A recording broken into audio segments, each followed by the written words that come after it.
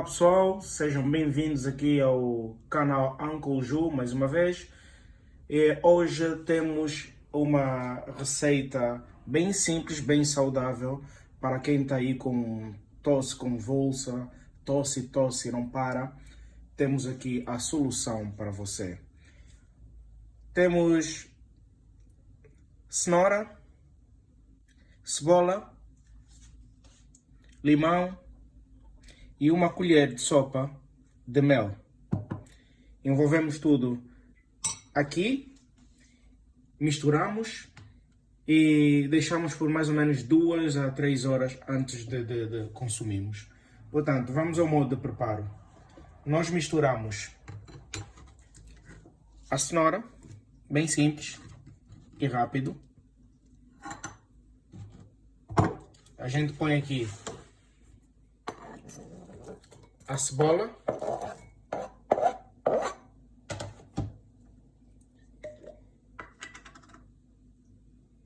e a colher de mel.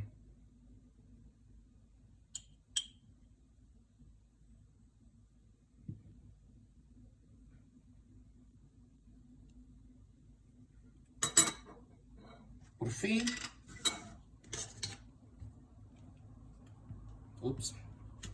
botamos o limão. A gente espreme. Deixa eu usar esse ângulo para ver melhor.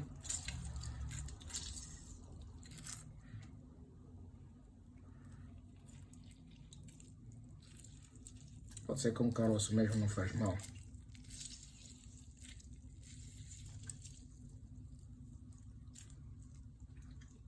Uma vez espremido, damos uma mexidazinha e deixamos repousar por 2 ou 3 horas. O caldo do mesmo consumimos para aliviar essa tosse aí.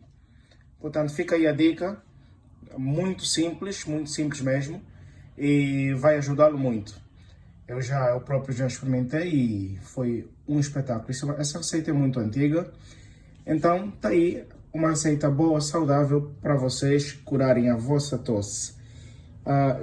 Inscrevam-se no nosso canal, por favor, isso vai ajudar com que enviemos mais vídeos e que vocês tenham acesso a próximos vídeos nossos. E deem aquele like para ajudar o crescimento do nosso canal. Fiquem conosco, Uncle Ju.